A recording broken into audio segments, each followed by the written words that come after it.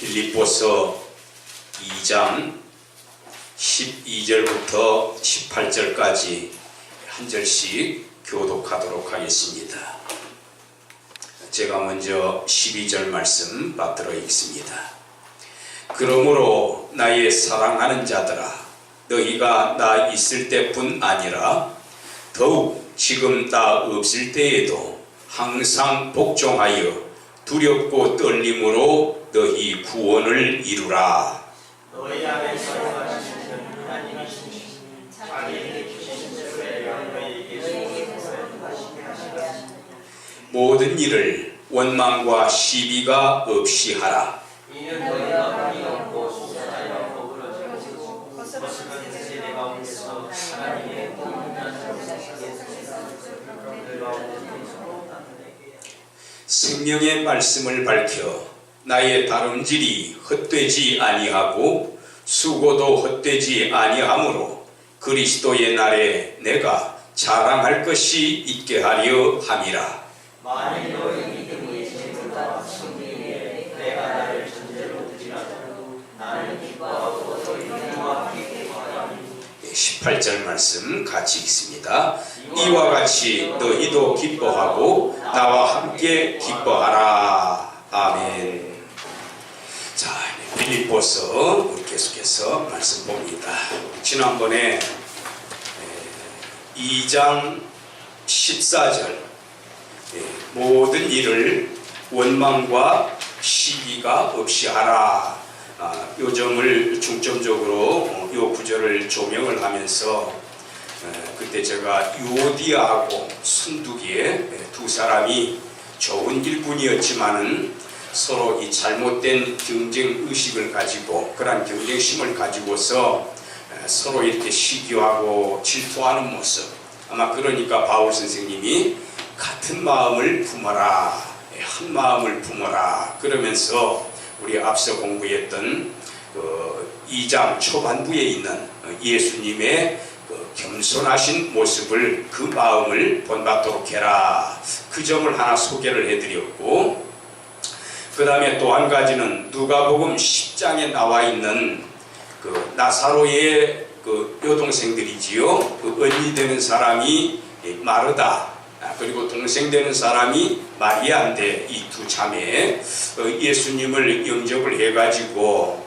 집안에 모시고서 또 마리아는 열심히 말씀을 듣고 또 아마도 음식을 준비하는 장면 같은데 이 마르다는 열심히 또 잡수실 것을 마련을 하고, 근데 처음에는 참 기쁘게 영접을 하고 참 이렇게 화기애애하고 좋은 분위기였습니다만은 나중에 이제 시간이 조금씩 이렇게 지나가게 되면서 이 언니하고 이 동생 사이에 불협화음이 나타나잖아요. 그래서 주님, 나 혼자 일하게 두는 것을 지켜만 보실 겁니까?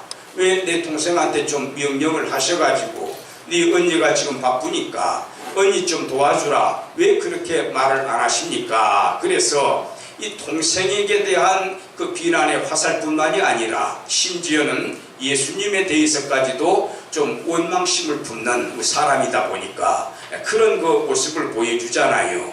그때 예수님께서 자기가 감당할 수 있는 일을 끝까지 책임지고 또 기쁜 마음으로, 감사한 마음으로 감당하는 것이 옳으니라. 근데 너 너무 일을 많이 벌려놔가지고 너도 감당을 하지 못하고 또 그러다 보니까 내 동생도 원망하게 되고 나한테까지 그런 말을 하게 되고 그래서 참 이렇게 은혜롭지 못하구나. 그러면서 예수님께서 그 마르다에게 그 교훈의 말씀을 주시잖아요. 한 가지만 하든지 또 적은 일수만 하든지 많은 것을 택하지 말고 내가 감당할 수 있는 일을 은혜롭게 끝까지 잘 감당하도록 해라. 그런 교훈을 주신 겁니다. 이제 마리아는 그 가운데에서 좋은 것을 선택했다. 자기가 감당할 수 있을 만한 그 일을 잘 선택을 해서 은혜롭게 감당을 하고 있었기 때문에 마리아는 이 복을 잃어버리지 아니할 것이다. 그래서 이 유오디아나 순두개나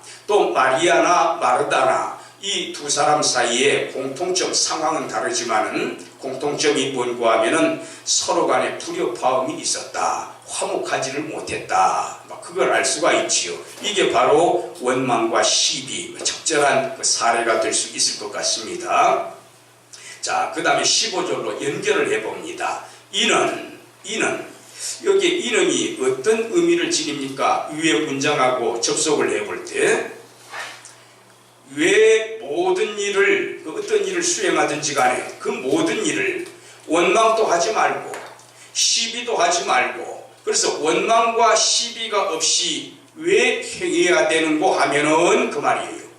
왜 그렇게 원망해서도 안 되고 시비가 있어서도 안 됩니까? 15절에 원망과 시비가 있게 되면은 우리한테 뭐가 있다? 15절에 그 쓰임대로요. 흠이 있는 게 되고, 또 어떻습니까? 순전하지도 못한 모습이다 그 말입니다. 원망과 시비하는데 이 밖에서 다른 사람이 봤을 때는 열심히 일을 하고 있는 것 같기는 합니다. 누가 봐도 저건 유오디아 순두개 열심히 일하고 있습니다. 인정을 받을 만합니다. 그런데 실질적으로 어떻습니까? 흠이 있는 것이고 순전하지가 못하다. 왜요? 잘못된 라이벌 의식을 가지고 늘 경쟁을 했기 때문에 이게 아름다워 보이지 못했던 거예요. 바울 선생님 눈에. 그래서 원망과 시비가 없이 하라. 15절. 왜냐하면 너희가 흠이 없고 순전하여. 그러면 왜 우리가 흠이 없고 순전해야 됩니까? 이 시대가 어떻기 때문이지요? 이 세대가, 이 제너레이션이, 이 세대가 어떻기 때문입니까? 이 세대의 모습이 어그러진 세대입니다. 또 거스르는 세대입니다. 옳은 것을 옳다 하지 않고 진리를 진리라 하지 않고 하나님 말씀 들으면 꼬박꼬박 말대꾸하고, 바로 이러한 어그러지고 하나님을 거스르는 against God이에요. 하나님을 거스르는 거예요. 바로 이런 세대 가운데에서 우리가 어떤 모습으로 서야 되겠다? 나타나야 되겠다? 흠이 없는 자녀, 하나님의 흠이 없는 자녀로 나타나야 되지 않느냐 그 말입니다. 흠이 없는 자녀로 나타나려고 하면은 어찌해야 됩니까? 14절로 거슬러 올라가 가지고 원망하면 됩니까? 안 됩니까? 무슨 일 할 때 안 된다 그 말이에요. 또 무슨 일 할 때 자꾸 시시비비를 따지고 내가 옳으니 너가 틀렸느니 그러면 됩니까? 안 됩니까? 안 된다 그 말이에요. 그게 불협화음이 나타납니다. 하나의 공동체성을 간직을 하지 못하는 거예요. 이 3분 5일 갈라지면 되겠습니까? 자, 그 다음에 15절 계속해서 보십시다. 어그러지고 거스르는 세대 가운데에서 하나님의 흠이 없는 자녀, 위의 말까지 좀 포함을 한다면 순전한 자녀가 되는 거지요.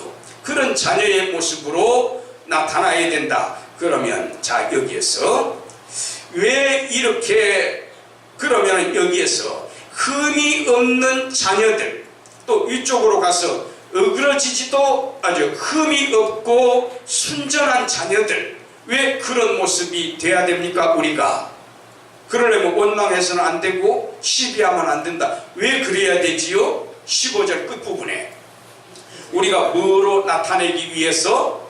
빛들로. 그러면 상대적으로 이 세상은 빛이 아니라 어떤 모양새입니까? 검은 세상, 다크니 있습니다. 암흑의 세상이다. 캄캄한 세상이다. 이제 우리 성경에서는 범죄의 양상 같은 거 묘사할 때 뭐 술에 취했다라더니 또는 이제 컴컴하다라느니 그런 식으로 표현을 합니다. 암흑으로도 표현을 합니다. 그런데 우리는 왜 빛들로 나타나야 되느냐? 왜 빛들로 그러면 나타나야 됩니까? 16절에서 답을 찾아보세요. 두 가지가 나옵니다. 첫째 뭡니까? 생명의 말씀을 밝혀야 되겠다 그 말입니다. 빛은 밝히는 거 아닙니까? 생명의 말씀을 밝혀야 되겠다. 이걸 거꾸로 뒤거슬러서 설명을 하면은 우리가 빛들로 나타나지 않으면 생명의 말씀을 밝힐 수 없는 게 되는 거지요. 우리가 빛이 못 된다면. 그러면 우리가 빛이 되려면 어떻게 해야 됩니까? 15절 중간쯤에 어떤 모습을 가져야 되지요? 흠이 없는 사람이 되어야 된다. 15절 상반절에는 흠없고 순전하다. 그러면 흠이 없고 순전하려면은 14절로 거슬러 올라가서 어떤 사람이 되어야 됩니까? 원망도 하지 마라. 시시비비 가려서 누가 잘났다 못났다 내 공로가 크다 내 공로는 별거 보잘 거 없다 이래 하면 됩니까? 안 됩니까? 안 된다 그 말이에요. 다시 위에서부터 밑으로 내려가 봅시다. 14절. 굉장히 지금 바울 선생님이 논리적으로 문장을 지금 구성하고 있어요. 원망과 시비가 없이 하라. 그랬을 때의 15절에 너희는 어떤 사람이 된다? 흠없고 순전한 사람이 될 수 없다. 이런 흠없는 자녀가 될 때에 15절 끝부분에 너희는 누가 될 수가 있다? 빛들이 될 수가 있다. 그러면 너희들이 빛들이 되었을 때에 비로소 어떠한 일을 할 수가 있다. 16절에 생명의 말씀을 밝힐 수가 있다. 그 말이에요. 근데 연결됩니까? 14절부터. 그러니까 성경을 꼭 해석할 때 늘 제가 강조하는 말입니다만은 물이 흘러가듯이 물이 상류가 있고 중류가 있고 하류가 있지 않습니까? 근데 중류를 똑 잘라내버리고 상류 하류만 논할 수 있습니까?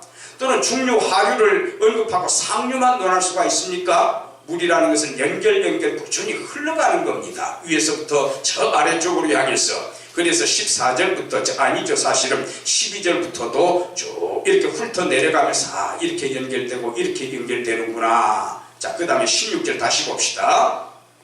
왜 우리가 빛들로 나타나야 되느냐? 여기 흠없는 자녀로 15절 다시 봅시다. 조금 길쭉한데, 어그러지고 거스르는 세대 가운데서 하나님의 흠없는 자녀로 세상에서 그들 가운데 빛들로 나타나며, 문장이 좀 복잡합니다. 여기 그들 가운데, 여기 그들은 누굽니까?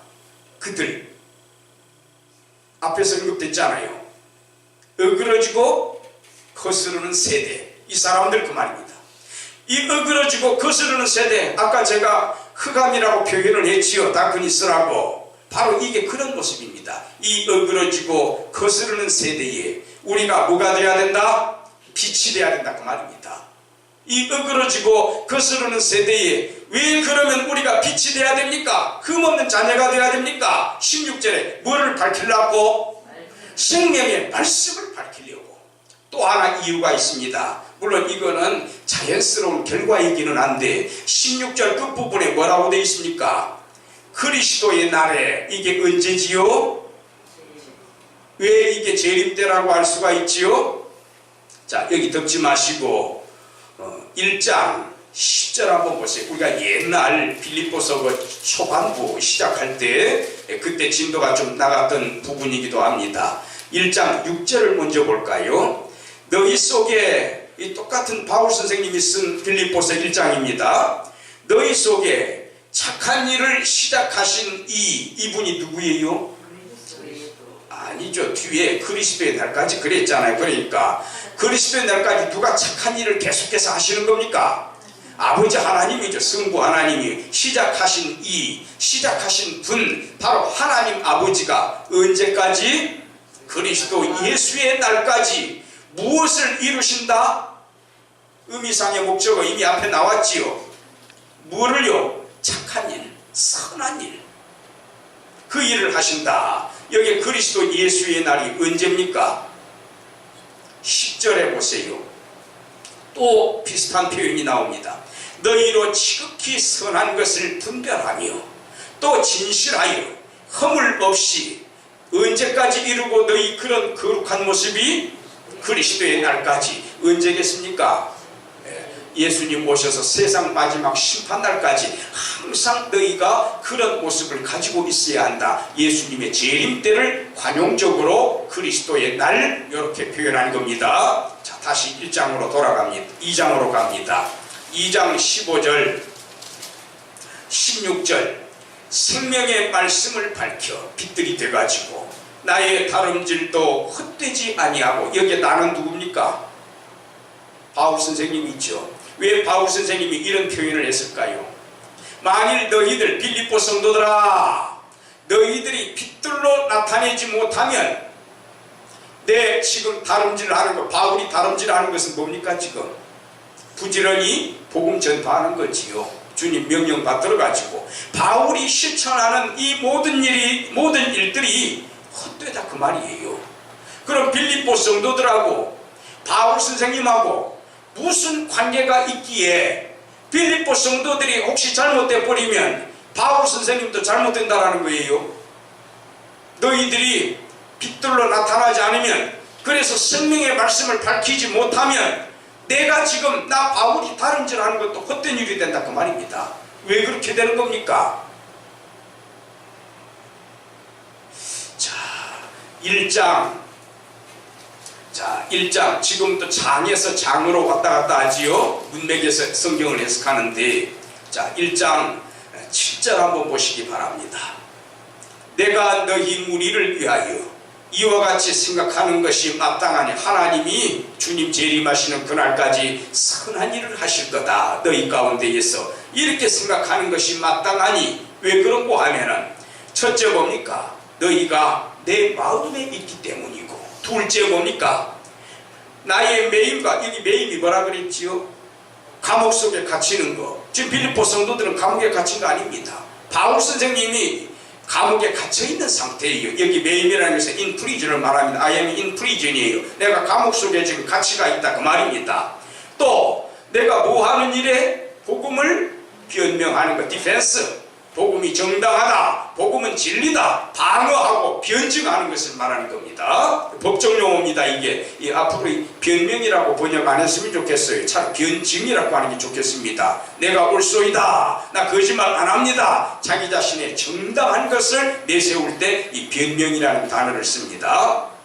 이 말씀변자 밝을 명자예요. 말씀으로 밝혀준다, 우리 한자 성경에는. 그런데 변명 그러면 요즘에는 좀 안 좋은 이미지로 자꾸 새겨지더라고요. 너 거짓말하고 있지, 너 핑계대고 있지, 너 잘못했으면서도 지금 변명하고 있지, 안 좋은 부정적인 이미지로 자꾸 와닿아요. 용어라고 하는 게 세상 시대가 흘러가면서 자꾸 그 이미지도 변화가 되는 모양입니다. 변증의 의미입니다. 여기에서는 디펜스예요. 또는 아폴로지, 변증. 또 복음을 어떻게 하는 일에? 확정하는 일에. 이스테블리시먼트니까 이게 뭡니까? 복음을 세워가는 겁니다. 집을 세워가듯이 복음의 기초석도 놓고, 4개 기둥도 놓고, 문짝도 달고, 온돌도 깔고, 지붕도 덮고 한 채의 집이 지어지잖아요. 그와 마찬가지로 복음을 하나하나 건축해 나가는 거. 교회 안에서, 교회 밖에서. 이렇게 확정하면 너희가 다 나와 함께 은혜의 어떠한 자가 됨이라?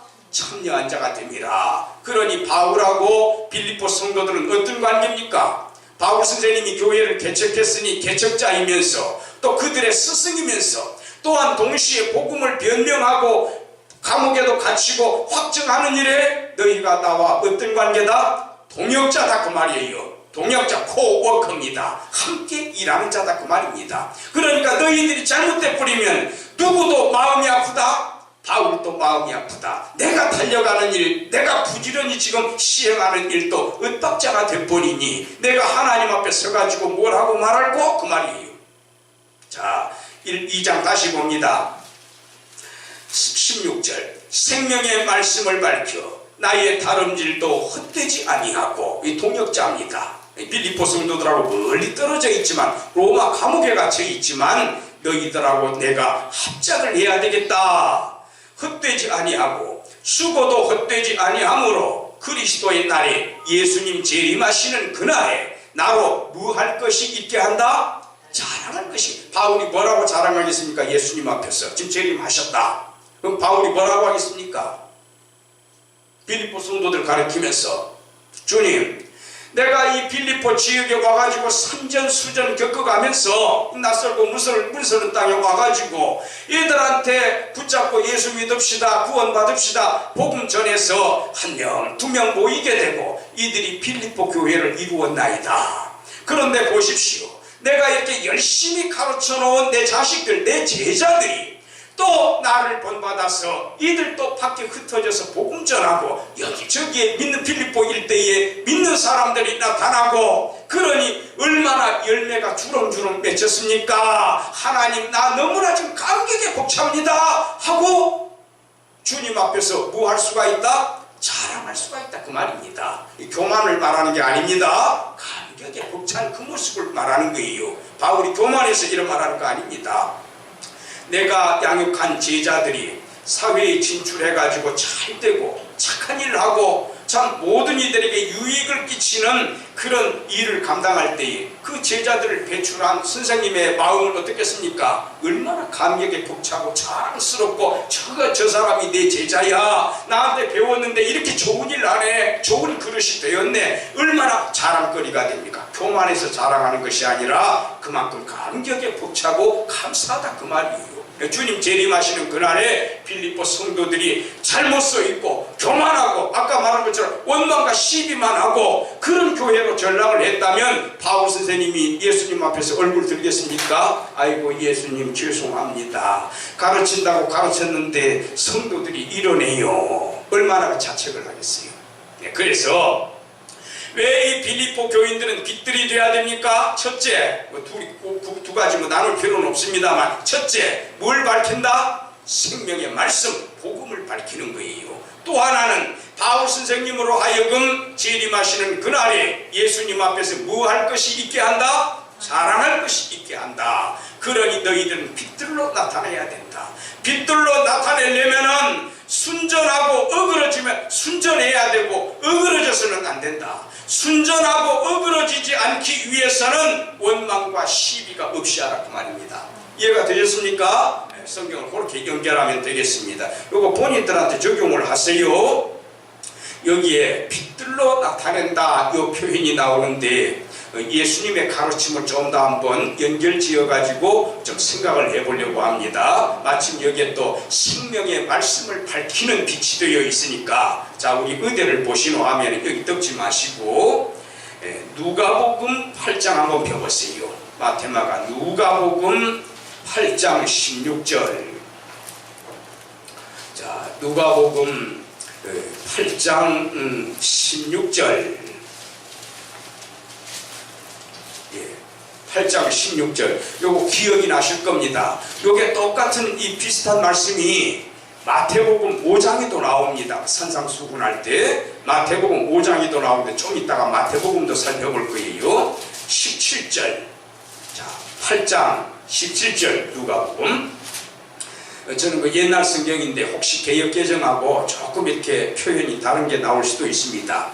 숨은 것은 보입니까? 안 보입니까? 우리가 알아차리지 못하지요. 꽁꽁 숨어 있으니까 이 머리카락 보일라. 숨어 있으니 어떻게 합니까? 자 보십시오. 그런데 숨은 것은 장차 드러나지 아니할 것이 없고, 아무리 시커먼데 컴컴한데 숨었다 해도 뭐만 한번 확 켜면은 다 보입니까? 백일아예. 백일 이 말씀을 드려버렸네요. 빛이 비춰지면 보이게 된다 그 말입니다. 장차 드러나지 않을 것이 없고, 감추인 것, 즉 반복을 하고 있지요. 강조용법입니다. 무슨 말입니까? 빛 앞에 반드시 드러난다 그 말이에요. 감추인 것이 장차 알려지고 나타나지 않을 것이 없느니라. 그러면 요 17절에 숨은 것이 드러난다고 하는 암시는 어디에서 우리가 찾아야 되느냐? 이 힌트는 16절에 있어요. 누구든지 등불을 켜가지고요, 그릇으로 밥그릇 같은 걸로 덮어놓는 그런 사람이 있을 거 없습니까? 불 켜가지고. 저는 지금까지 태어나서 그런 사람 못 봤습니다. 왜 불을 켭니까? 환하게 보려고 불을 켜는 거지. 아니 예를 들어서 촛불을 켜놓고 거기에다 바가지 같은 걸로 딱 덮어놓는 사람 보셨습니까? 지금까지 보셨어요 혹시? 저는 그런 사람 못 봤습니다. 그래 환하게 비추는 거지요. 자, 좀 더 보실까요? 평상 아래 두지 않아. 평상 아래 두면 어떻게 됩니까? 책상 밑에다 놔놓게 되면은 불빛이 번져나가지를 않습니다. 이런 미련한 사람, 그런 의도로 불을 켜는 사람은 못 봤다. 등경 위에 둔다. 그래야 환하게 방 안을 비출 거 아닙니까? 이는 왜냐하면은 들어가는 자들로, 밥을 잘못 디뎌가지고 넘어지면 안 되잖아요. 들어가는 자들로 그 빛을 보게 하려 함이라. 그래서 이 들어가는 사람들이 빛을 보잖아요. 우리 한자 사자성어에 명약, 관, 화라고 하는 것입니다. 빛을 보듯이 분명하다라는 뜻입니다. 그래 숨은 것이 장차 드러나지 아니할 것이 없고, 뭘 비추면은 빛을 펴가지고 비추면 대박 같은 거로 덮어놓으면 안 된다 그 말입니다. 감추인 것이 장차 알려지지 않을 게 없다. 자, 그러면 여기에 숨은 것은 뭐를 의미합니까? 숨은 것. 요 문장만 봐가지고는 지금 감을 잡기가 어렵습니다. 여기에 감추인 거, 숨은 거는 뭘 말하는 겁니까? 사람들이 그거를 발견을 못해요. 그래서 뭐를 켜야 된다? 불을 켜야 된다. 즉 진짜로 불을 켜라는 말이 아니라 너희가 그 등불의 역할을 수행하라 그 말입니다. 너희가 비춰줘라 그 말이에요. 자, 여기 숨은 게 뭐겠습니까? 우리 앞에서부터 안 읽어봐서 그러는데 9절, 10절 보세요. 9절 보세요. 앞부분에 그 씨 뿌리는 비유 나옵니다. 뭐 돌자밭에도 떨어지고 가시덤불에도 떨어지고 좋은 땅에도 떨어지고 그건 이제 설명 안 해도 설교도 많이 들으신 본문입니다. 우리가 익숙하게 알고 있는 부분입니다. 그 말씀 하시고 나서 8절에 제자들이 이 씨 뿌리는 비유, 이 비유의 뜻을 물으니 8절에 좋은 땅 떨어진 거 나오지요? 7절에 가시떨기 나오지요? 6절에 바위 위에 떨어진 거 나오지요? 5절에 더 그 씨를 길가에 뿌린 거 나오지요? 요 말씀 한 다음에 그러는 거예요. 제자들이 이 비유의 뜻을 물으니 10절 가라사대 무엇을 아는 것이 너희에게는 허락이 됐지만 예수님 모시고 직접 한솥밥 먹고 한 입을 덮고 둥글고 또 예수님 말씀을 직접 귓전으로 들고 예수님 손도 만지보고 이 제자들 3년 동안 지금 동고동락하니까 알아요. 예수님을 주는 그리스도시요 살아계신 하나님 아들이십니다 그랬어요. 근데 다른 사람들은 몰라요. 컴컴해요. 빛을 비춰야지요. 10절 하나님 나라의 비밀을 아는 것. 이게 하나님 나라의 비밀이 뭐겠습니까? 복음이지요. 우리 신라시대 사람들 복음 몰랐잖아요. 우리 고려시대 사람들 복음 몰랐잖아요. 왜 몰랐습니까? 컴컴했기 때문에, 숨은 것이기 때문에, 비밀이었기 때문에. 근데 이거를 누가 불을 켜가지고 밝혀줬습니까? 조선 말에 선교사님들 들어와가지고 복음 전하지 않습니까? 이게 등불입니다. 밝혀주는 거예요. 그래서 하나님 나라의 비밀이라고 되어 있지 않습니까? 신라시대도 몰랐던, 조선시대도 몰랐던, 고려시대도 몰랐던 하나님 나라의 비밀을 이들이 밝혀준 겁니다. 자, 너희에게는 허락되었으나 다른 사람들에게는 비유로 하나님 못 알아들어요. 이런 경우에. 자, 그래서 저희로 보아도 보지 못하고 들어도 깨닫지 못하는 것이다. 그런데 다시 붕 건너뛰가지고 16절에 요 배경을 먼저 말씀하신 다음에 누구든지 물 켜서 등불 켜서 어디에다가 얹어 놓는다? 등경 위에다가 높은 데 얹어 놓는다. 그렇게 되면은 17절로 내려가서 아무리 꽁꽁꽁 숨어 있는 것이라 하더라도 어떻게 된다? 드러난다 그 말입니다. 여기에 숨은 것은 뭘 말하는 거지요? 아까 살펴본 하나님 나라의 비밀 그렇게 적어 놓으세요. 절까지 적어 놓으세요. 그 몇 절이었습니까?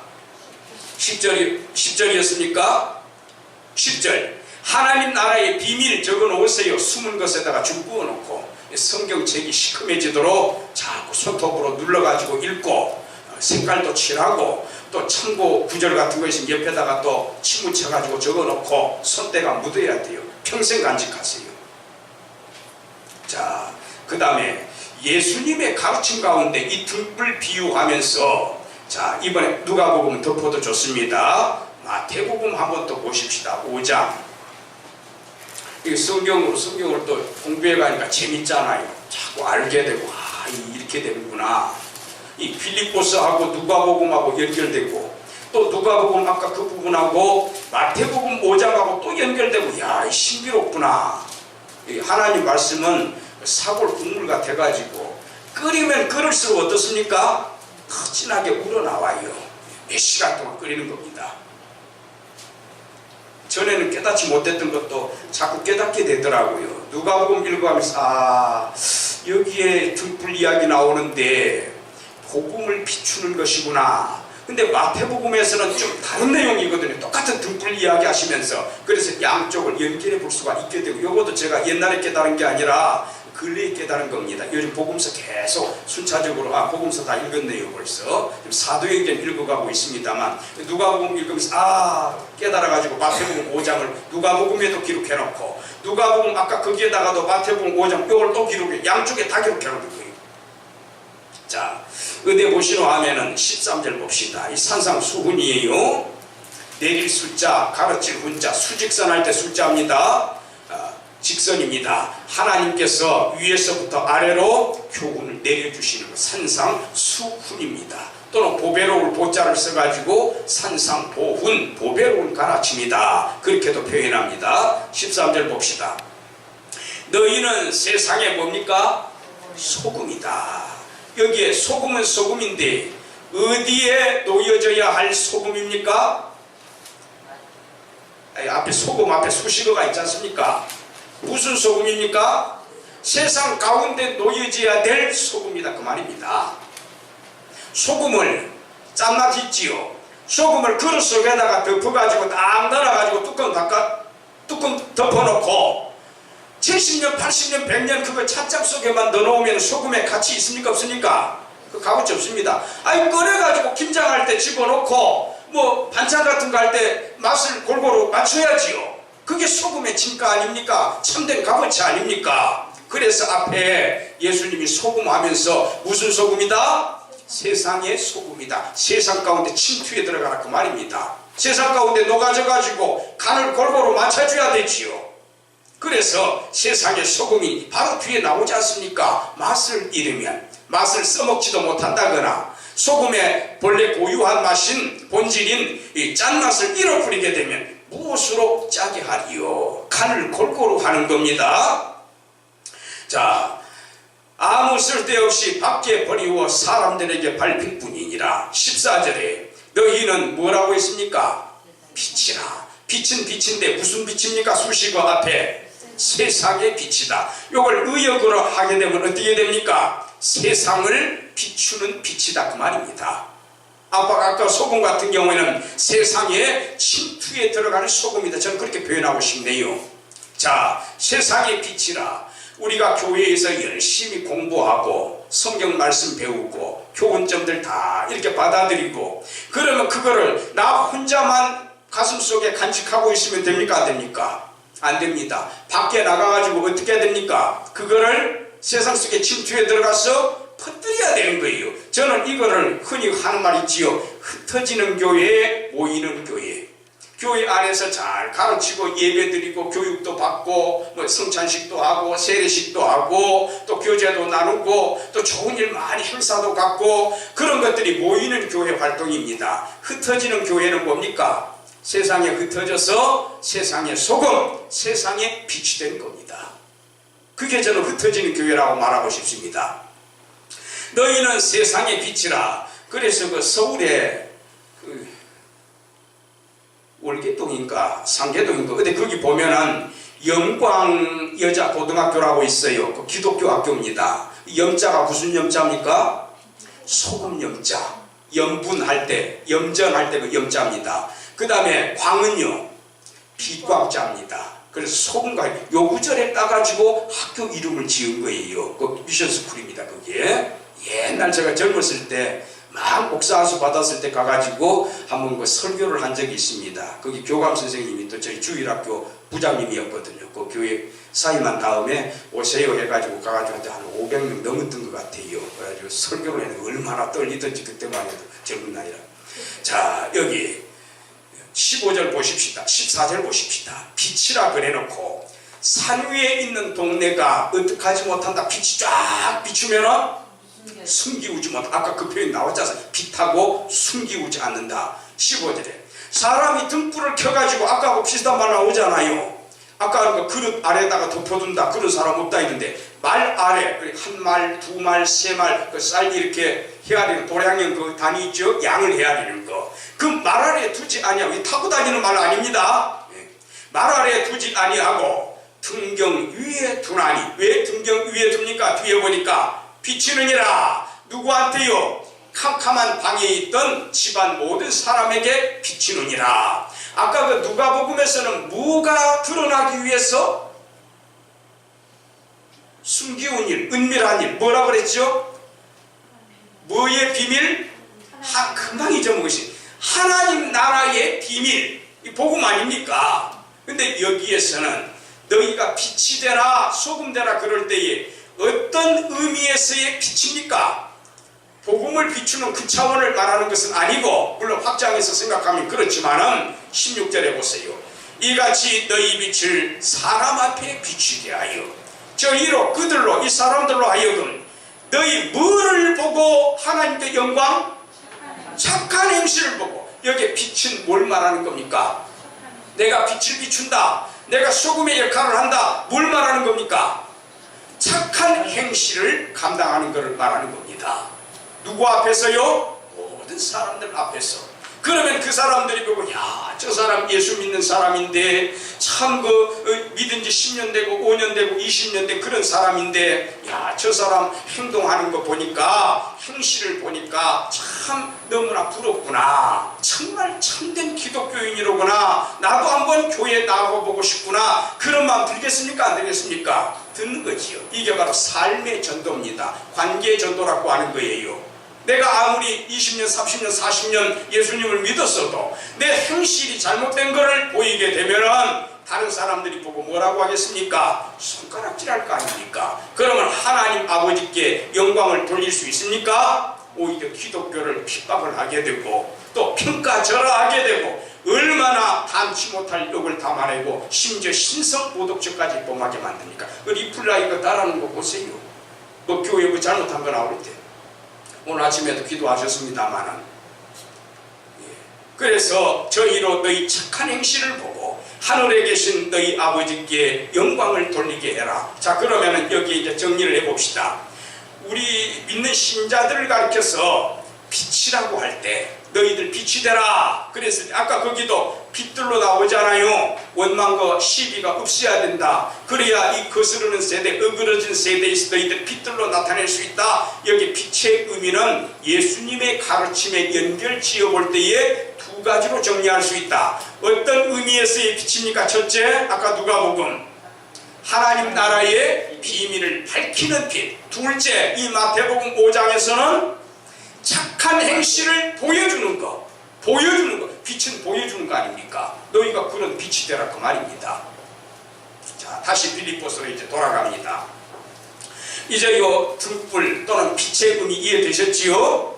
자, 다시 15절 한번 보십시다.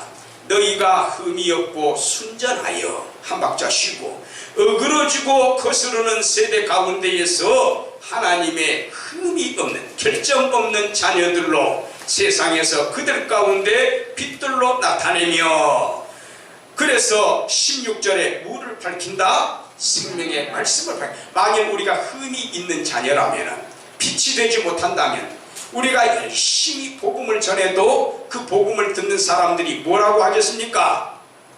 너나 잘 믿으세요, 그럴 겁니다. 당신이나 잘, 당신 행동을 보아하니 기독교인답지가 못해. 그런데 당신이 무슨 자격이 있다고 내한테 복음을 전하나? 당신 기독교인 맞아요? 오히려 그냥 무한을 당하게 될 겁니다. 그리고 흠이 없는 자녀가 됐을 때 빛이 될 수가 있고, 빛이 됐을 때에 16절에 복음을 밝힐 수가 있는 존재가 된다. 이해되셨지요? 옛날에 이런 사례가 하나 있습니다. 오래전에 들은 이야기인데, 젊었을 때 들은 이야기인데 지금 이거 말씀 전하다 보니까 기억이 나네요. 실제 있었던 일입니다.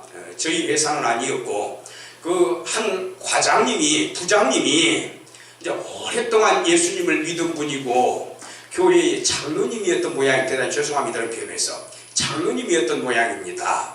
그런데 이제 직원들도 많고, 큰 회사예요. 직원들도 많고, 그런데 이제 어느 날 토요일에 기지개를 켜면서 아이고 내일 주일이니까 이제 교회를 또 가야 되겠구나. 옆에 오랫동안 모시고 있던 부하 직원 있잖아요.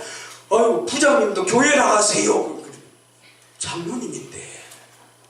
그러니까 얼마만큼 냄새를 풍기지 못하고 기독교인으로서, 아까 말씀드린 예수님 표현대로 하면 소금의 역할을 못하고 얼마만큼이나 빛의 역할을 감당을 못했으면 장로님이세요가 아니라 교회 다니세요, 신자인지 아닌지 오늘 알았다 그 말입니다. 부하 직원이 그렇게 말할 정도면, 그래서 그 장로님이 마음에 크게 자기 자신을 책망을 하고, 내가 지금까지 잘못된 삶을 살아온 모양이로구나. 내 부하 직원이 나를 기독교인인지 조차도 모르고 있다니, 장로라는 사람이. 그래서 크게 깨우침을 받고 그 다음부터는 신앙생활을 투철하겠다고 합니다. 하나님도 그런 방법을 통해서도 또 일깨워 주십니다. 그때는 다 받아들여야 되는 거예요. 자, 좀 더 보실까요? 16절. 생명의 말씀을 밝혀 나의 다름질도 헛되지 아니하고 동역자 정신입니다. 니네들 삐끗해버리면 나도 삐끗하는 거야. 너도 잘되고 나도 잘되고. 여기 미리 조금 앞서갑니다만 17절 먼저 한번 볼까요? 만일 너희 믿음의 재물과 봉사, 너희 믿음의 재물과 봉사. 여기 너희는 누굽니까? 이 본문에서 너희는 누굽니까? 빌립보서. 자, 빌립보서 아닙니까? 빌립보인들에게 보내는 서찰이에요. 너희 믿음의 재물과 봉사, 그 위에다가 내가 콸콸콸콸 쏟아 부어지는 뭐가 된다? 내가 나를 뭐로 드릴지라도 전제, 옛날 번역에는 관제 같은 말입니다. 관제로, 전제로 콸콸콸 쏟아붓는다. 어디에다가요? 너희 위에다가. 너희는 재물이다 그 말입니다. 너희가 재물이고 나는 콸콸콸 쏟아 부어지는 포도주 전제다 그 말입니다. 이게 뭘 의미하는 겁니까? 빌립보 성도들하고 바울 선생님은 어떤 관계다? 철두철미한 동역자 관계다 그 말입니다. 자, 그래서 다시 봅시다. 16절에 나의 다름질도 헛되지 아니하고. 제자가 잘못되면은요 스승의 마음이 아픈 겁니다. 자녀가 잘못되면은요 그 부모님의 마음이 아픈 겁니다. 부모님이 자책을 합니다. 내가 자식을 잘못 키워서 이러는구나. 내가 제자를 잘못 양육해서 이렇게 되는구나. 스승, 부모가 자책을 합니다. 바울과 지금 빌립보 성도들은 동역자의 위치에 있기 때문에 나의 다름, 여기 나는 빌립보 성도들이 아니라 바울 자신을 말하는 거예요. 내 다른 박질도 헛되지 아니하고. 그 디모데후서 4장에 나오지 않습니까? 내가 달려갈 길을 마치고 그 말 나오잖아요. 열심히 주님께서 맡겨주신 일을 감당했다. 이걸 다른 박질에다 비유를 하는 겁니다. 운동선수에 비교하는 거예요. 100m 달리기 선수 죽으라고 뛰지 않습니까? 나 그래 뛰었다 그 말이에요. 그리스도의 날에, 예수께서 재림하시는 그날에 나로 자랑할 것이 있게 하려 함이라. 우리 의대를 좀 잠깐 보시노 하면은 여기 또 덮지 마시고 데살로니가 전서 뒤에 있습니다.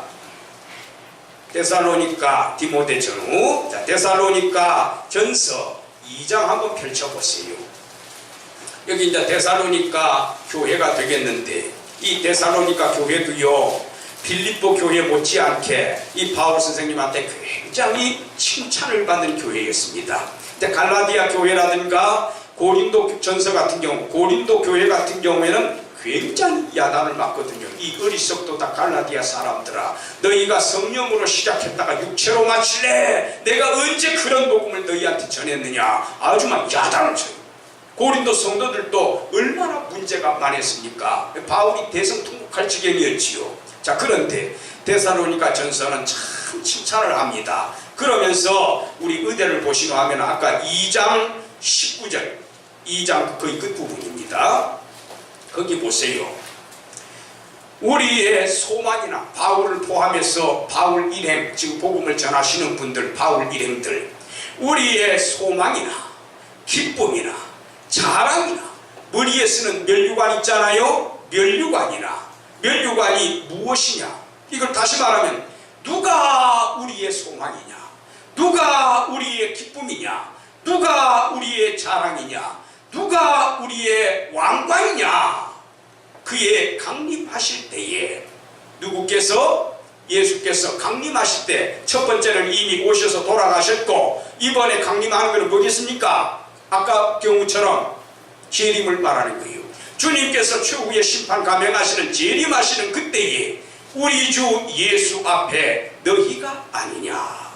예수님 재림하실 때 너희는 우리의 뭐다? 소망이고, 예수님 앞에서 너희는 우리의 기쁨이고, 예수님 앞에서 너희는 우리의 자랑거리고, 예수님 앞에 우리가 섰을 때 너희는 우리의 왕관과도 같은 존재야. 20절에 또 뭐라고 했습니까? 요 말만 해도 참 감지덕지 않은데 지금 몸둘 바를 모르겠는데, 너희는 우리의 뭐다? 영광이요 기쁨이다. 근데 제자가 잘못된다거나 자식이 잘못됐을 때에 그 자식을 보고, 잘못된 자식을 보고, 잘못된 제자를 보고, 잘못된 후배를 보고서 너는 나의 자랑거리다 할 수 있습니까? 잘못됐을 때 너는 나의 면류관이라 할 수 있겠습니까? 아니지요. 제자가 잘된 모습 보고, 자녀가 잘된 모습 보고, 후배가 잘된 모습을 보고, 또 의사가 환자 앞에 치료를 잘 받아가지고 완쾌가 된 그런 모습을 보고서 예수님 앞에서 예수님, 내가 키운 제자들입니다. 제가 키운 자녀들입니다. 제가 고친 환자입니다. 제가 바른 길로 인도해 준 바로 이 후배입니다. 교만이 아닙니다. 감격이에요. 바울이 이 일을 할 수 있는 것도 하나님께서 힘을 주셨기 때문이고, 하나님께 모든 영광을 돌려야 됩니다. 하나님께서 하시는 일이에요. 바울이 교만했을 말하는 거 아닙니다. 자, 그래서 요 데살로니가전서 2장 19, 20절을 요 빌립보서 2장 16절 끝부분에 그리스도의 날에 나로 자랑할 것이 있게 하려 함이라. 이 본문에서는 누가 자랑거리가 되는 겁니까? 빌립보 성도들이. 아까는 데살로니가, 여기는 빌립보 성도들이 바울 선생님의 면류관이 되고 소망이 되고 기쁨이 되고 자랑이 되고 칭찬거리가 되고 영광이 된다 그 말입니다. 예. 자, 오늘 아무래도 여기까지 하는 게 좋겠습니다. 다음 주에 17절에 있는 너희 믿음의 재물과 봉사, 그리고 자기 자신은 전제, 옛날 번역에는 관제라고 되어 있습니다. 이 관제가 리베이션이에요. 리베이션. 술 같은 걸 술잔에서 따르는 거 있죠. 제사 드릴 때. 이제 우리는 그거 똑같은 상황이 아니고, 여기는 하나님식의 구약의 번제제사 그쪽으로 적용을 해야 됩니다. 술 따르잖아요. 그 따르는 거 포도주입니다. 여기에서는 재물이 뭡니까? 불에 타가지고 수검둥이가 돼가잖아요. 거기에다가 포도주 쫙 거꾸로 이렇게 병 들고 어떤 그릇에다가 담아가지고 거꾸로 쫙 퍼부으면 포도주 어찌 되겠습니까? 지금 밑에는 장작 뿌리고 지금 번제물 탔고 그 위에다 술을 부으면 어떻게 되겠습니까? 지지직 연기 나면서 다 사라지게 될 겁니다. 그러니까 밑에 번제물도 시커멓게 타가지고 죽어버린 존재가 하나님께 바쳐지는 거예요. 제물로. 그런 존재지만 여기 바울 선생님이 포도주가 돼가지고 바쳐졌다는 것은 뭔 말하는 겁니까? 나도 생명이 끝나는 거, 내 생명을 하나님께 바치노라. 누구와 더불어? 밑에 장작불 위에 놓여있는 제물이 누구와 더불어? 너희 빌립보 성도들과 더불어 위에 부어지는 리베이션으로 이 포도주로서 나도 연기되면서 사라지는 존재다. 우리는 둘 다 너희나 내나 하나님 앞에 바쳐지는 제물이다 그 말이에요. 그 부분 다음 주에 민수기하고 또 여러분들 살펴보면서 또 설명을 하겠습니다.